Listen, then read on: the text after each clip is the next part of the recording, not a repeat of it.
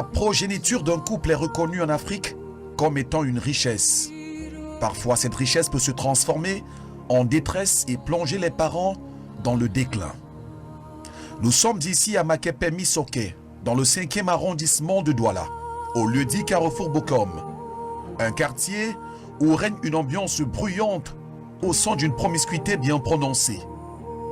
Dans cette concession que nous franchissons, le climat des relations est porté vers la compassion en raison d'une situation qui accable une famille, celle de Rosine, mère du petit Maurian, qui souffre d'un trouble psychomoteur.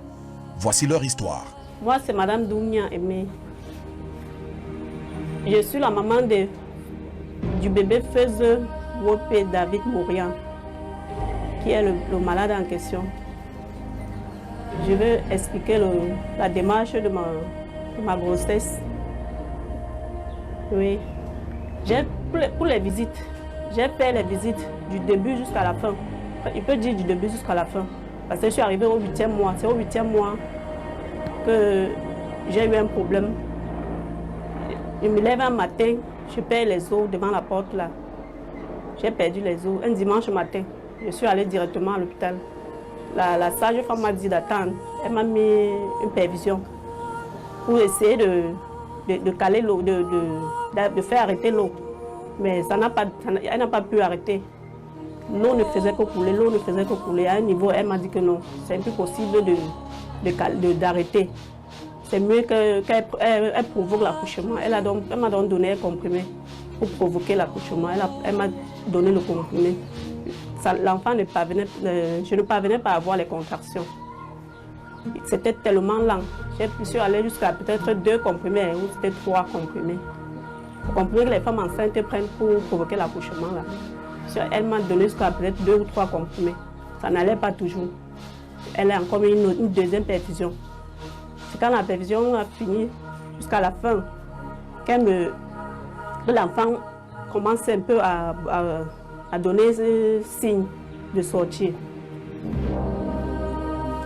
C'est où j'accouche. C'est quand la dernière perfusion a fini où j'accouche, maintenant le mardi. Mardi, aux environs de 15 heures. Voilà, j'ai perdu les os le dimanche, j'ai accouché jusqu'à mardi à 15 heures.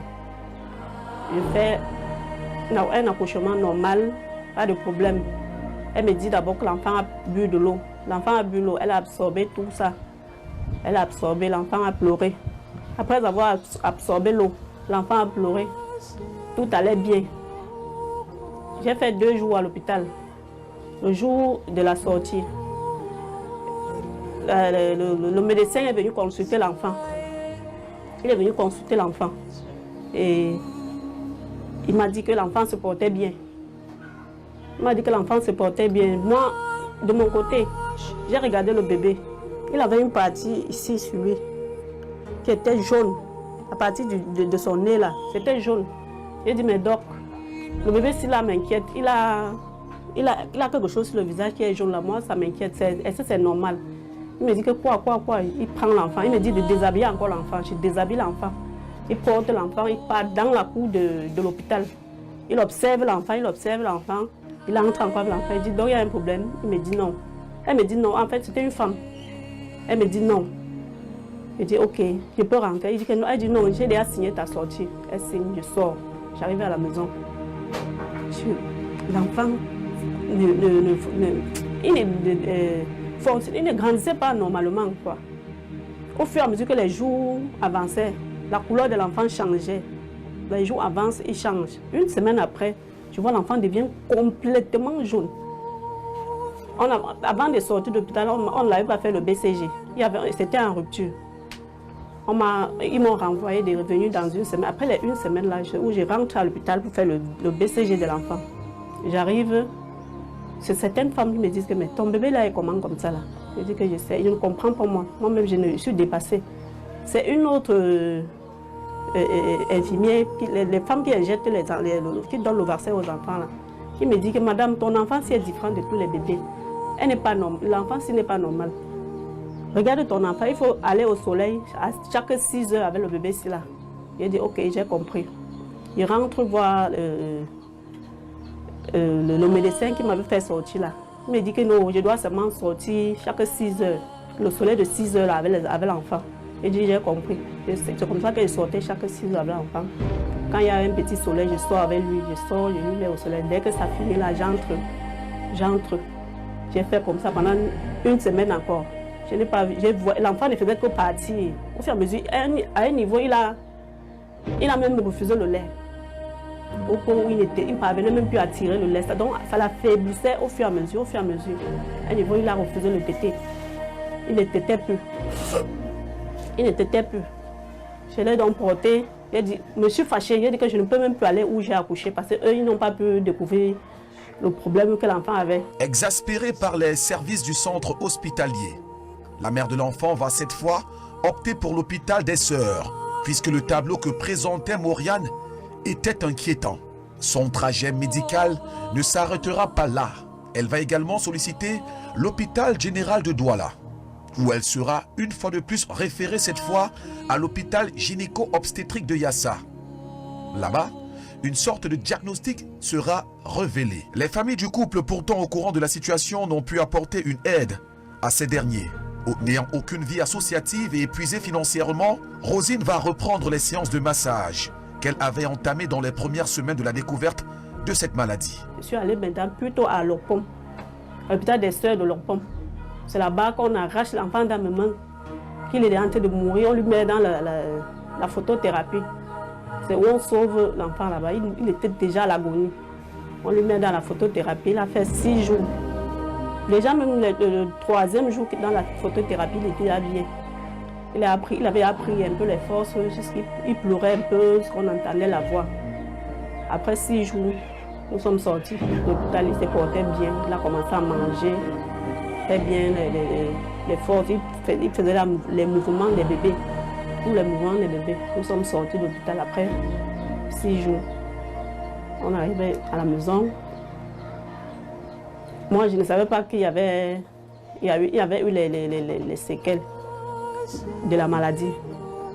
À 3 mois, c'est à 3 mois qu'on commence à mettre les bébés. J'ai aussi dit que bon, à chaque 3 mois, je mets le bébé, je commence à faire asseoir l'enfant.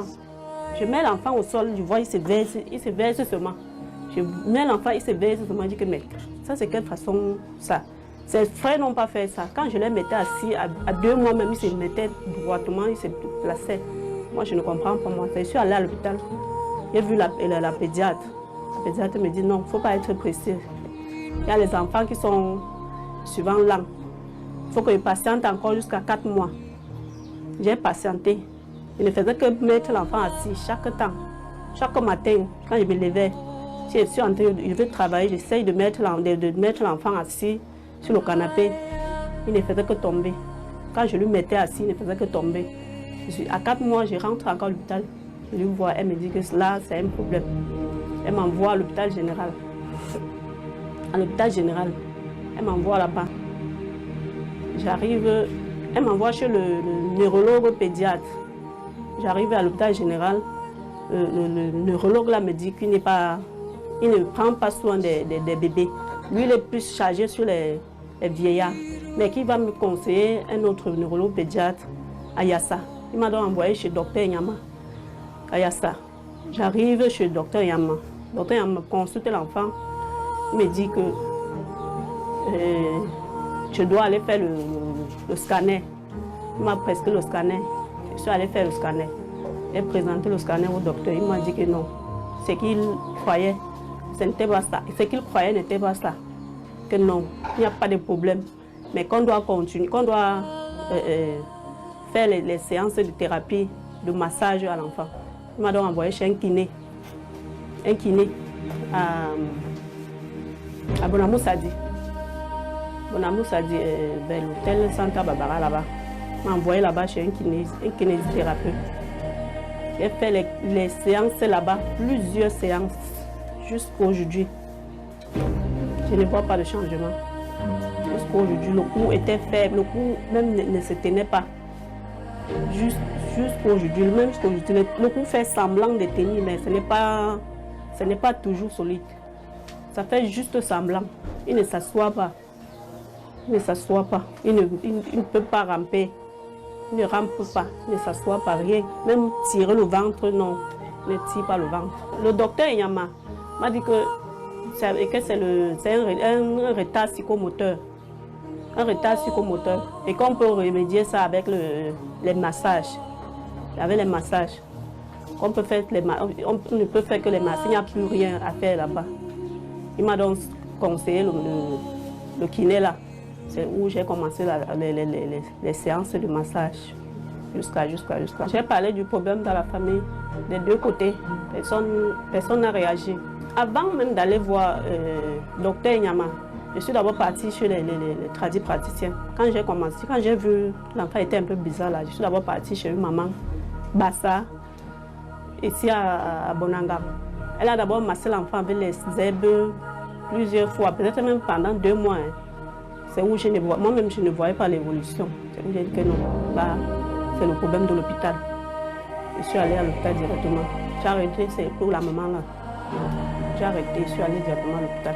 Je ne fais pas les réunions. Parce que je n'ai pas un truc. Je ne suis pas encore stable. Si j'avais déjà un travail stable qui m'amenait un peu d'argent, je pouvais faire les réunions. Je ne peux pas m'hazarder à faire une réunion. Je ne pourrais pas m'en sortir pour cotiser, les cotisations, les aides et tout ça et tout, et qu'on sort, je ne pourrais pas. L'option médicale envisagée par cette jeune mère ne débouchera pas à une solution. Tout au contraire, cela va soulever un problème, celui de la ruine des finances du couple. Le mari ayant perdu l'emploi, c'est au crochet de Doriane formé en soins esthétiques que la famille va survivre. Bon, mon mari il était dans une microfinance. Présentement, il n'est plus. Il a perdu son travail.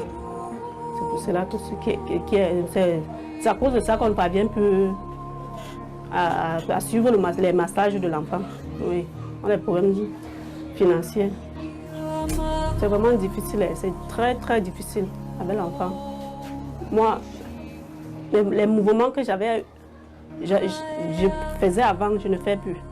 Avant, avant d'accoucher, j'étais en train de me former en esthétique. J'ai tout arrêté complètement. Je suis à la maison maintenant, je ne fais plus rien. Mais s'il y a besoin de ça, enfant, je demande.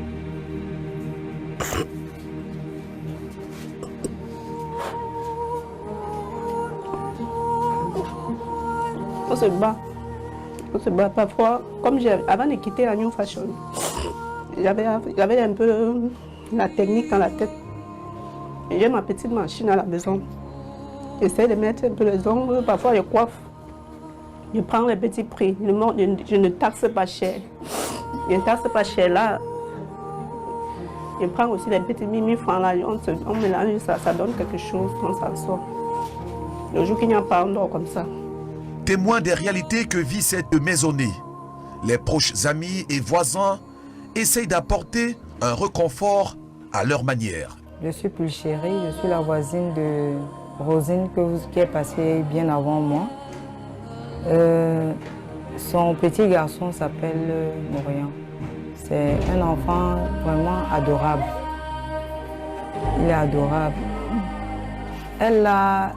Quand elle s'est retrouvée à l'hôpital, après son accouchement, parce que l'enfant n'allait pas bien, on est parti lui rendre visite. L'enfant était en phytothérapie. Donc, l'enfant n'allait vraiment pas bien. Et je me posais la question de savoir si cet enfant va vraiment s'en sortir, parce que l'enfant était mal en point. Bon, après notre visite là-bas, 4 jours après, elle est sortie de l'hôpital. Et j'ai remercié le Seigneur. Je me suis dit, bon, ça va aller entre-temps. Bon, quelques temps après, elle faisait que sortir pour aller à l'hôpital. Elle se débrouillait là où on lui disait qu'ici, il y a une occasion d'améliorer la santé de l'enfant. Elle s'y rendait automatiquement. Vous connaissez la mère. Quand une mère a besoin de voir son enfant guéri, elle fait tout ce qui est à son pouvoir pour chercher la santé de son enfant. Et c'est ce qu'elle a fait. Elle a utilisé tous les moyens qu'elle avait. Mais à un moment donné, j'ai vu l'épuisement sur son visage, j'ai vu le découragement et la déception. Mais quand elle est arrivée à l'hôpital de Deido pour les kinés de l'enfant, elle m'a dit, puis chérie, tu sais, Dieu m'appuie-toi sur mon sort, mais j'ai vu des enfants plus pires que le mien là-bas et les mamans qui avaient ces enfants dans cet état-là me rassuraient, me consolaient en me disant non, le tien n'est même pas très grave, mais elle dit que c'est nouveau pour elle, donc elle se disait comment ces mamans-là font, puisque elle est nouveau, elle se disait que c'est la barre, elle a déjà atteint la barre, et comment les autres mamans font, donc ça lui a redonné juste un peu d'espoir encore. Mais même après cela, ça n'allait pas toujours. Parfois, quand elle est en train de cuisiner, l'enfant pleure, il faut porter l'enfant, elle ne peut pas. Parfois, je lui dis, donne-moi l'enfant et il va faire telle ou telle course. Parfois, elle vient me dire, prends l'enfant, porte un peu. L'enfant ne marche pas. Vous ne pouvez pas avoir un enfant d'1 an ou plus d'1 an qui ne marche pas. C'est pénible. Tout le temps, il faut le porter. Dès qu'il pleure, il faut laisser la marmite. Et c'est difficile pour une maman de ne pas pouvoir se mouvoir au quotidien. Et elle a à sa charge 2 autres enfants. Ce n'est vraiment pas facile. Le mari n'ayant plus d'emploi, elle-même aussi se démerdant. Et chaque fois, je me demandais comment ils font pour se nourrir, comment ils font pour nourrir même cet enfant qui mange déjà. Donc c'est difficile. L'enfant, à un moment donné, elle est sortie un matin avec l'enfant, il avait un collier cervical sur son cou, parce qu'effectivement, tous les membres sont molles. Les membres sont molles, le cou ne tient pas, c'est pas droit. Donc on lui met un collier cervical, c'est pas... Il est dans sa trottinelle, mais les pieds font comme ça. Ça balance, ça balance. C'est vraiment pénible. Je suis sa voisine, mais il faut que je lui donne plutôt des paroles d'encouragement. Chaque fois quand je vois ça, je rentre dans la chambre et je me dis, mais elle fait comment? Elle fait comment? C'était moi à sa place, est-ce que je pouvais? Donc vraiment... Moi c'est Adissa, la voisine de Rosine, qui a le bébé Moria malade depuis sa naissance. Quand Rosine est entrée de l'hôpital avec son bébé, j'ai dit à Rosine, tiens, comment le bébé est jaune comme ça? Rosine m'a dit, son bébé n'a rien puisqu'on a consulté le bébé à l'hôpital avant de sortir. C'est bien après, quelques jours après, qu'on me dit que Rosine est à l'hôpital. Je dis qu'elle fait quoi à l'hôpital? Elle me dit que son bébé est malade. Elle arrive à l'hôpital, je trouve Rosine avec le bébé. Elle me dit qu'on a mis l'enfant dans un appareil. Elle dit que et ça va déjà, ça promet. Elle dit que ça va, c'est ça l'essentiel. Quand Rosine rentre, au fil du temps, l'enfant ne réagit pas comme d'autres bébés. Je dis à Rosine, le cou du bébé ne tient pas. Elle me dit qu'elle-même constate comme ça, mais peut-être parce que c'est comme ça. C'est après qu'elle commence à partir à l'hôpital, puisque le cas l'inquiétait. Elle me dit que elle est arrivée à l'hôpital, elle a vu le neuropédiatre qui a consulté l'enfant. Et on lui a demandé de partir faire les massages.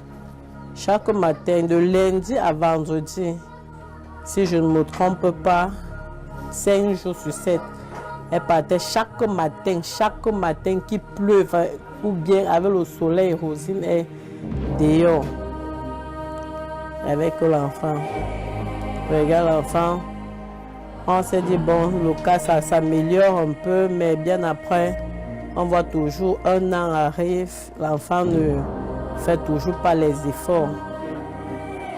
C'est comme ça que Rosine passe ses quotidiens, monter, descendre, elle passe par-ci, elle est partie ici, on l'a dit ici. Elle dit qu'on ne fait jamais, fais tout ce qu'on te demande de faire, tu dois faire. Parce que quand tu as le bébé malade, vraiment, c'est pas facile pour elle, mais elle tient. Même quand elle veut se décourager, elle dit Rosine, ton cas si même n'est pas un cas parce que dans ma famille, j'ai déjà vu plus que ton cas.